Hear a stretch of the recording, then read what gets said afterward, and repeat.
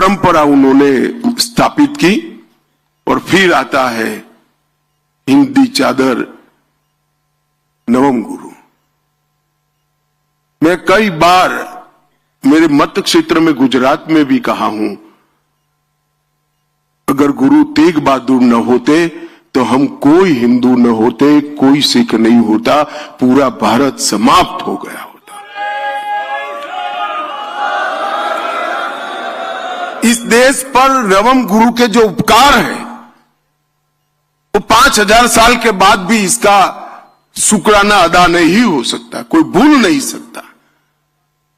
जब कश्मीर के पंडित उनके पास गए और कहा हमारा जबरन धर्म परिवर्तन हो रहा है, हमें बचाइए, आप ही बचा सकते हैं, तब उन्होंने उनके मुख से एक वाक्य निकला कि ये जुल्म तभी रुकेगा धरती कोई महान आत्मा का बलिदान मांगती है। और मित्रों, उसी वक्त कहते हैं ना, पूत के लक्षण पालने से, उसी वक्त 8 साल का बालक गोविंद राय दशम पिता पास में खड़े थे। उन्होंने क्षण का भी विचार करे बगैर कहा कि आपसे महान कौन हो सकता है, अगर बलिदान देना है तो आपको ही देना चाहिए।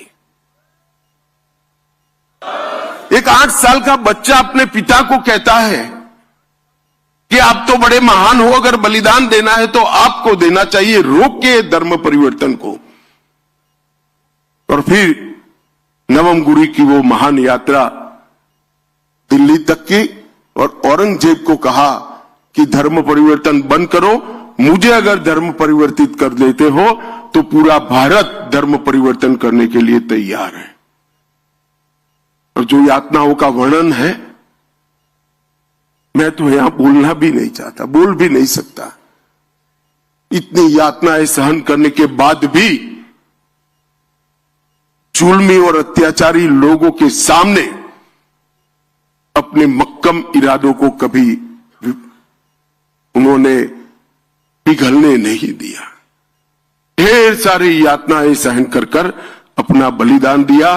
दिल्ली का शीशगंज गुरुद्वारा आज भी और सैकड़ों साल बाद भी सभी देशभक्तों के लिए सबसे बड़ा तीर्थ स्थान बना हुआ पड़ा है। और ये सभी देश के लोगों को दिखाता है कि एक व्यक्ति अगर चाहे तो शासक कितना भी जुर्मी हो कुछ नहीं कर सकता, व्यक्ति का बलिदान उसको शासक से ऊपर उठा लेता है। और तिलक और जनेऊ इसकी रक्षा के लिए, हिंदुओं की रक्षा के लिए, स्वधर्म की रक्षा के लिए उन्होंने अपना बलिदान दिया। और कोई दुनिया के इतिहास में बलिदान नहीं मिलता ऐसा। कई लोग लड़ते हैं, लड़ना चाहिए, लड़ते हैं, उसमें जय पराजय दोनों होता है, मगर आप जब जाकर कहकर जाते हो ऐसे जुर्मी शासक के सामने कि आप अगर मुझे धर्म परिवर्तित कर दोगे तो पूरा भारत धर्म परिवर्तित हो जाएगा। उनको मालूम था कितने अत्याचार होंगे और उनको डराने के लिए उनके साथियों पर भी अत्याचार किए गए, हिम्मत तोड़ने के लिए, मगर जरा भी डिगे बगैर अपना बलिदान दिया।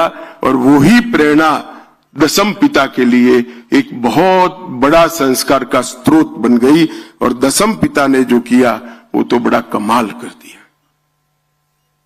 खालसा पंथ की स्थापना की और उनको कई लोग आज भी झिझकते हैं, मगर मैं हमेशा कहता हूं कि ये नवम गुरु और दशम पिता न होते तो भारत में कोई भी ना हिंदू होता ना सिख होता, सब हमारे संस्कार धर्म समाप्त हो जाते। और इसीलिए उनको हिंद की चादर कहते हैं। उनको पंजाब की चादर नहीं कहा, उनको हिंद की चादर कहा गया। पूरे इतने विशाल देश के सभी धर्मों की रक्षा के लिए उन्होंने अपना बलिदान दिया। और दशम पिता के जीवन को तो कौन भूल सकता है। इतनी कम आयु का जीवन, इतना विद्वान व्यक्ति, फारसी भी बोल सकते थे, ब्रज भाषा भी बोल सकते थे, संस्कृत बचपन से सीखे थे, गुरुमुखी में कई ग्रंथों की रचना की, लगभग 7 भाषाओं को अच्छे तरीके से वो जानते भी थे और बोल सकते थे। बहुत अच्छे कवि थे, बहुत अच्छे घुड़सवार थे। अभी एक युवा सिख बच्चा मेरा पगड़ी बांध रहा था, उसको मालूम नहीं होगा कि गुरु साहब पगड़ी बांधने की स्पर्धा करते थे और बड़ा इनाम देते थे उनको, जो अच्छी पगड़ी बांधते थे उनको। घुड़सवारी, तीरंदाजी और बहुत बड़ी आध्यात्मिक विरासत का वारस, इतना सब कभी भी ईश्वर एक व्यक्ति में नहीं भरता है। तभी भरता है जब ये युग पुरुष होना होता है। इसीलिए दशम पिता में सारी चीजें एक साथ फूट फूट कर भरी थी। वीरता और बलिदान 2 अलग गुण हैं। कई वीर होते हैं, इनमें बलिदान का गुण नहीं होता है।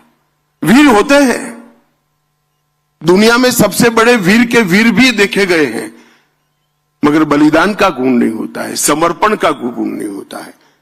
दशम पिता में वीरता भी थी और बलिदान भी थी। वो भी लड़े, कभी हार नहीं स्वीकार करी, मगर जब 2 बेटे चमकौर साहिब में लड़ने के लिए बाहर निकलने के लिए तैयार हुए, उन्होंने जरा भी दया माया दिखाए बगैर हंसते हंसते कहा, सब जा रहे हैं, तुझे भी जाना चाहिए। और वो भी कोई लड़ने की उम्र नहीं थी, मगर दोनों बेटे को, और युद्ध का परिणाम तो तय था। कच्ची घड़ी के अंदर बैठे थे, चारों ओर समंदर जैसी सेना थी, युद्ध में क्या परिणाम आना था? शहीदगी ही आनी थी। इतने विचक्षण योद्धा को ये मालूम नहीं था क्या? उसको मालूम था, मगर उसने कहा कि धर्म के लिए अगर बलिदान की जरूरत है तो मेरे घर से शुरुआत होनी चाहिए, मेरे साहबजादों ने शुरुआत करनी चाहिए। और दोनों साहबजादे वहां पर शहीद हो गए।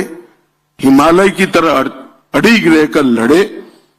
भूख, प्यास, भय, संख्या की विषमता, ये सब होने के बावजूद भी लड़े। और बाबा अजीत सिंह जी और बाबा जुझार सिंह जी 18 साल और 14 साल, 14 साल के बाबा जुझार सिंह जी जब गए तो मुगल भी दांतों में उंगली दबाकर देख गए कि किस मिट्टी से गुरु गोविंद सिंह जी बने हैं। अपने बेटे को, 14 साल के बेटे को यहां लड़ने भेज दिया। और मित्रों, ये बहुत बड़ी बलिदान के संस्कार को सालों तक आगे ले जाने वाला ये पल था। और जब दोनों बेटे जिंदा दीवार में चुन लिए गए और वो पिता के मन में कोई भाव नहीं होंगे ऐसा नहीं है, मगर उन्होंने इस भाव को कभी ऊपर नहीं आने दिया। और दोनों बेटे दीवार में चुनवा लिए गए और जुर्म और धर्मांधता की एक प्रकार से इंतहा का उदाहरण मुगलों ने दुनिया ने के सामने रखा। और मुझे तो आज भी वो पल की मैं थोड़ा रिवाइंड कैसेट चलाकर दिमाग में सोचता हूं कि माता गुजरी ने पगड़ी ढंग की बांधकर बच्चों को वहां भेजा होगा। वो मां के हृदय पर क्या गुजरी होगी, अपने पोतों को वहां भेजना और इतनी बहादुरी से भेजना कि तुम गुरु गोविंद सिंह जी के बेटे हो, कहीं झुकना मत, डरना मत, धर्म के लिए अड़िग रहना। वो संस्कार बहुत कम लोग अपने बच्चों को दे पाते हैं। मित्रों, जब उनको समाचार मिला